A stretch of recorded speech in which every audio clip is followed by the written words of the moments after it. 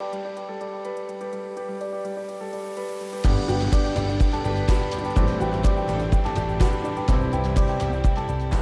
través del arte podemos promover nuestros derechos y podemos cambiar nuestro entorno, nuestro mundo, y creo firmemente que el arte puede cambiar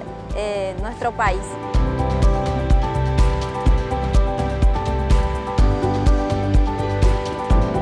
Por el mes de la juventud estamos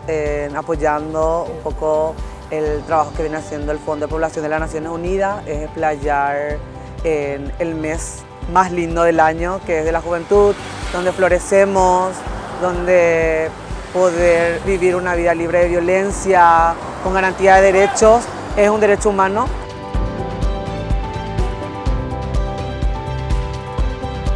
Quiero vivir así en un mundo sin violencia, donde todas las personas jóvenes tengan los mismos derechos, oportunidades de realizar plenamente sus proyectos de vida.